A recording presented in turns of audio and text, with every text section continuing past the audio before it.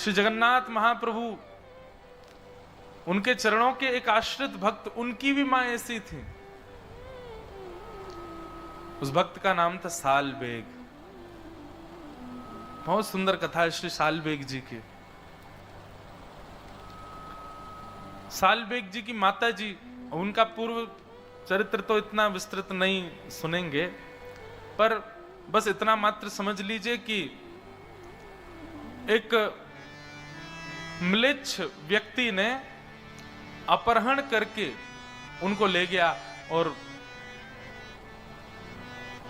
हठपूर्वक उनके साथ ब्याह कर लिया, और ब्याह के पश्चात उनको गर्भ धारण हुआ। बहुत ध्यान से सुनना। तो जब गर्भ धारण हुआ तो समुद्र में अपने प्राण त्यागने के लिए जाने लगी। तभी मन में एक भाव उत्पन्न हुआ, मन में एक विचार उत्पन्न हुआ कि इसने क्या बिगाड़ा किसी का, इसका क्या दोष, मैंने अपने जन्मों के, पूर्व जन्मों के पाप के कारण ये सब मैंने सहा, पर इस जीव की क्या गलती है, इसको मैं क्यों मार रही हूं। बस वह भाव चित्त में आया और अपने प्राणों का त्याग करने जा रही थी, रोक लिया स्वयं को। कुछ समय के पश्चात उस बालक ने जन्म लिया।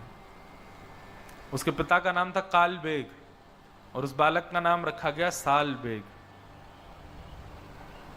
सालबेग बचपन से ही अपनी मां के पास, मां के प्रति ज्यादा आकर्षण था, मां के साथ रहते थे और मां उनको श्री जगन्नाथ जी की सुंदर सुंदर कथा सुनाती थी।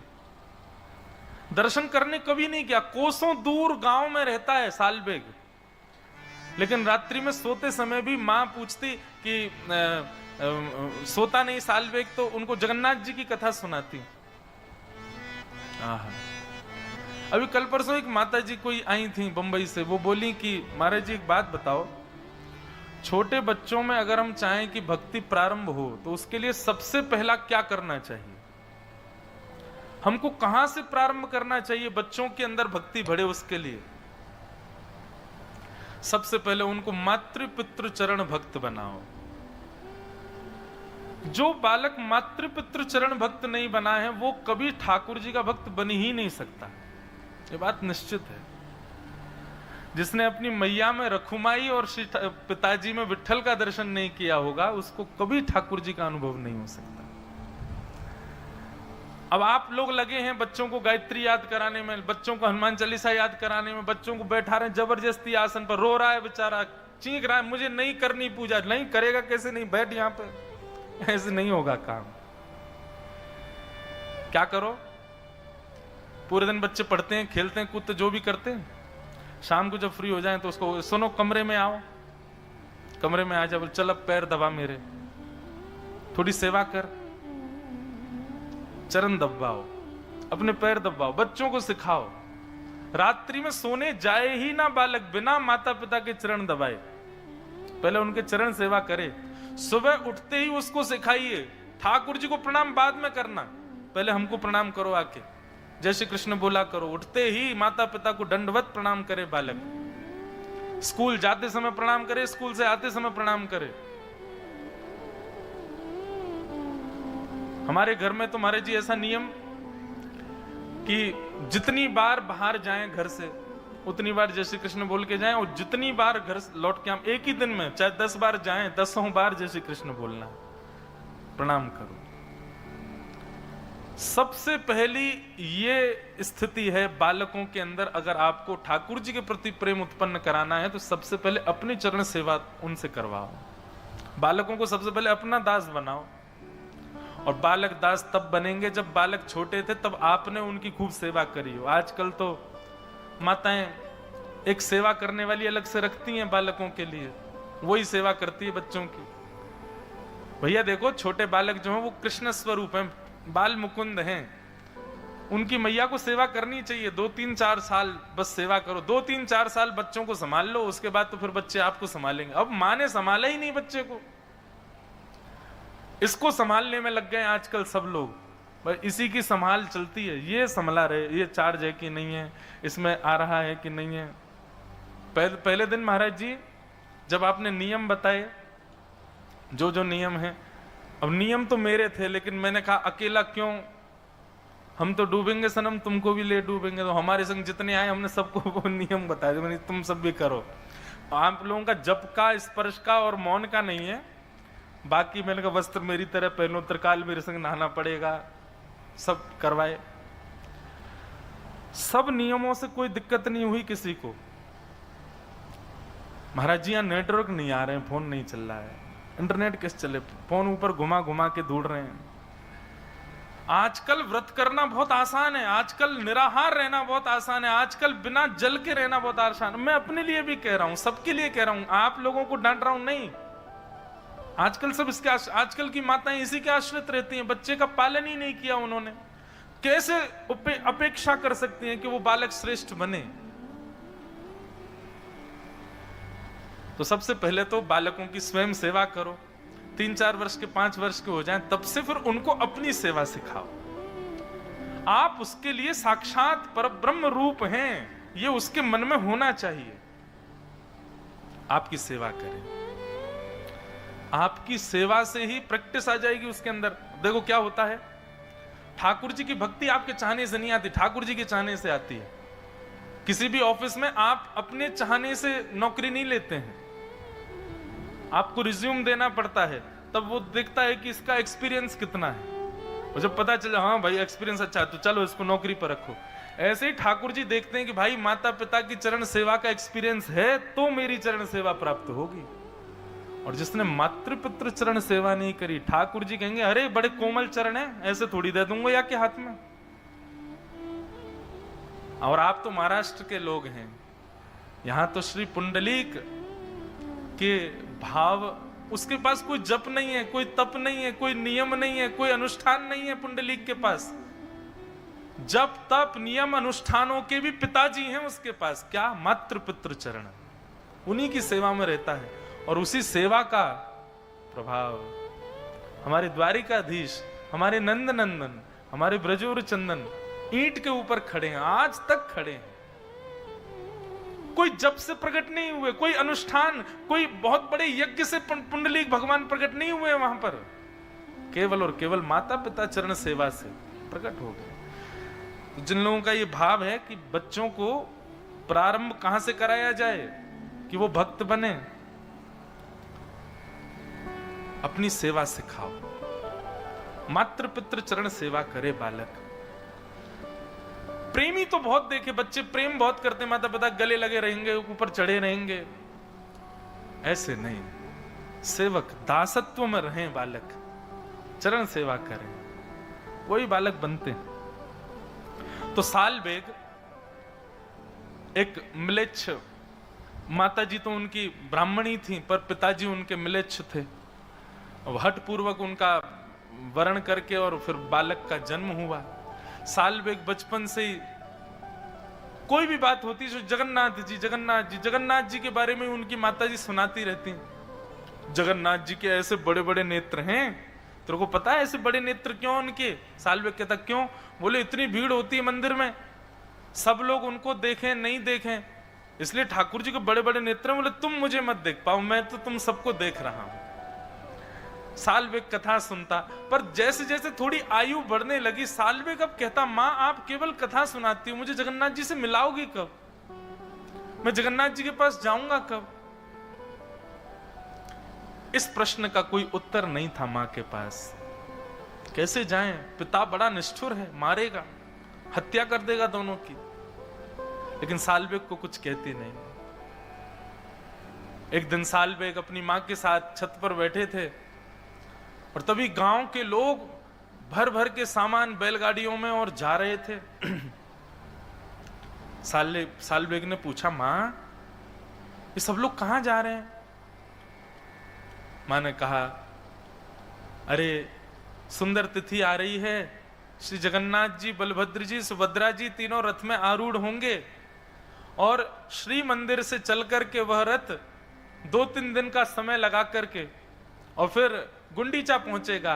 ठाकुर जी पूरे विश्व के जगन्नाथ है ना, सबको दर्शन देने के लिए बाहर आते हैं। ऐसे उछल उछल करके ठाकुर जी सीढ़ियों से नीचे आते हैं, पंडाओं के कंधे पर हाथ रख करके, और भगवान फिर रथ में विराजमान होते हैं। इतने लोग खींचते हैं, लाखों की तादाद में भीड़ जाती है, सब बातें मैया बताने लगी। बोले वहीं सब दर्शन करने जा रहे हैं। सालबेग पीछे पड़ गया, बोले माँ मुझे भी जाना है, मुझे भी जाना है, मैं देखना चाहता हूं वो कैसे, आपने सब कुछ बताया मुझे, उनकी रसोई कैसे बनती, उनका श्रृंगार कैसे होता, उनकी आराधना कैसे होती, उनका मंदिर कैसा है। अरे मुझे तो ये भी पता जगन्नाथपुरी में कौन कौन सी गलियां, आपने सब मुझे बताया, पर मैं प्रत्यक्ष नहीं देख पाया हूं मां, मुझे देखना है उनको।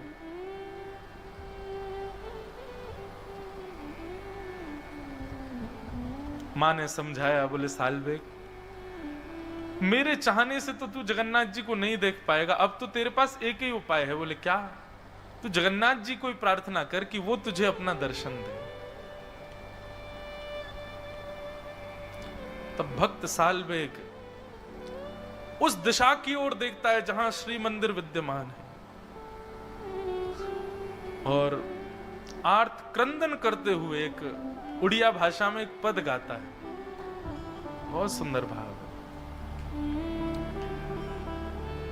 अहे नील शैल प्रबल मत्तावरण, प्रबल मत्तावरण, मुआरत नलनी बनकुकर धनन। अहे नीलशैलम प्रबल मत्तावरण, प्रबल मत्तावरण, मुआरत नलनी बनकुकर धनन। अहे नीलशैलम।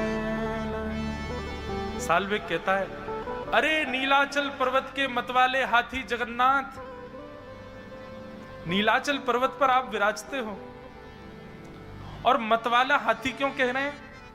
बोले क्योंकि जब आप मंदिर से उतर करके नीचे रथ की ओर आते हो उस समय आपकी चाल गजगामनी होती है, आगे को जाते हो फिर पीछे होते हो। कभी देखा श्री जगन्नाथ जी जब रथ पर आरूढ़ होने के लिए आते हैं कैसी चाल होती है उनकी?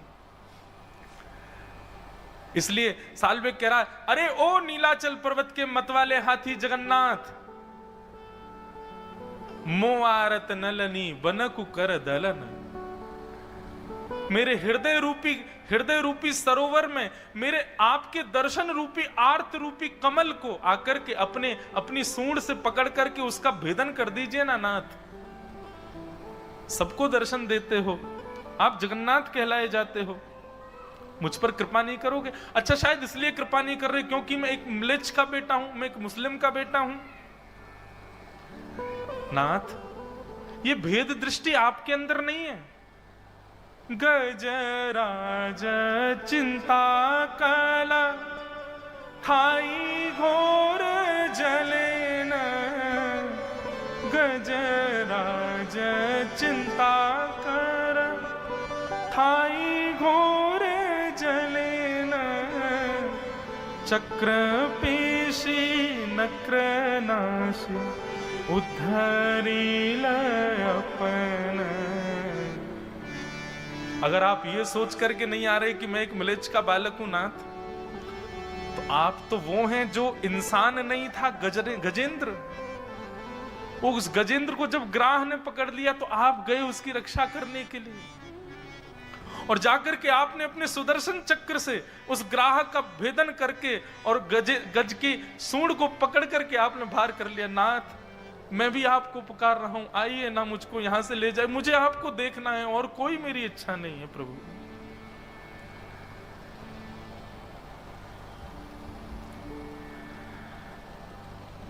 कहे सालबेग हीन जाति मुयवन, कहे सालबेग हीन जाति मुयवन, श्रीरंग चरण तल कर शनि जनन।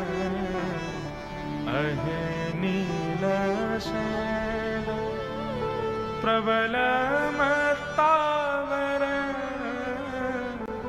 प्रबल मत्तावर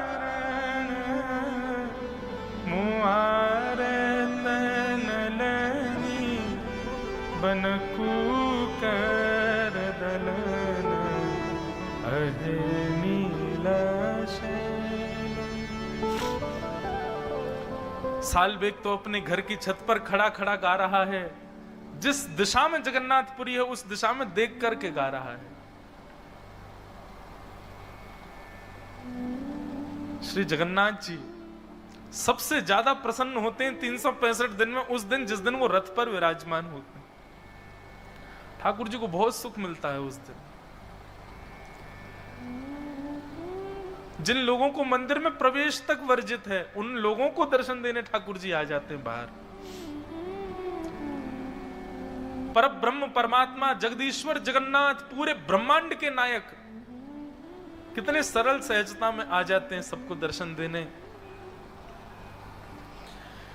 लेकिन आज जगन्नाथ जी प्रसन्न नहीं है। बलभद्र जी का रथ चल दिया, सुभद्रा जी का रथ चलने लगा, और जैसे ही नंदी घोष रथ का नाम है, भगवान श्री जगन्नाथ जी के रथ का नाम है नंदी घोष। लाखों लोगों ने जैसे ही रस्सी पकड़ करके उस रथ को खींचना प्रारंभ किया, रथ एक पत्थर के भांति स्तब्ध हो गया। सब पुजारी चरणों में गिर गए, घुटनों पर बैठ गए, बोले महाप्रभु कृपा करो, क्या अपराध बन गया हम लोगों से, आज आपका रथ क्यों नहीं चल रहा है। राजा ने जाकर के विनती की, ठाकुर जी के चरणों में प्रणाम किया। भगवान आज भी जगन्नाथपुरी के राजा को अंदेशे देते हैं, स्वप्न देते हैं, भाव बता देते हैं, कोई भी इच्छा उनकी हृदय की होती है तो। राजा ने जाकर के प्रणाम किया, बोले महाप्रभु जी रथ आगे नहीं बढ़ रहा है, कोई अपराध बन गया हम लोगों से। महाप्रभु जगन्नाथ बोले आज रथ यात्रा में भीड़ नहीं आई मुझको देखने वाली। राजा बोले नाथ जहां तक दृष्टि जा रही है सिर ही सिर दिखाई दे रहे हैं, लाखों की तादाद में लोग हैं, आपको क्यों लग रहा है कोई नहीं आया। बोले पता नहीं, मुझे तो कोई दिख ही नहीं रहा है, बस बार बार कानों में एक ही ध्वनि आ रही है, अरे नीलाचल पर्वत के मतवाले हाथी मुझ पर कृपा करो। तब श्री जगन्नाथ जी कहते हैं मुझे आज कोई नहीं दिख रहा है, मुझको केवल एक मेरे वैष्णव की इच्छा है, जब तक वो नहीं आएगा मेरा रथ आगे नहीं बढ़ेगा। बोले कौन है। ठाकुर जी ने दिशा बताई, इस दिशा में इतनी कोस दूर पर एक गांव है, वहां पर एक मेरा सालबेग नाम का छोटा सा नन्हा सा बालक मेरा भक्त है, वो करुण क्रंदन करते हुए मुझे पुकार रहा है, उसको लेके आओ, जब तक नहीं आएगा मेरा रथ नहीं बढ़ेगा आगे।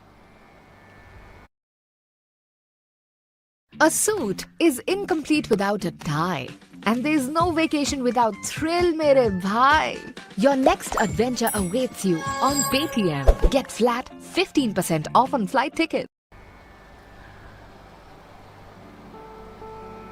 हुए मुझे पुकार रहा है, उसको लेके आओ, जब तक नहीं आएगा मेरा रथ नहीं बढ़ेगा आगे।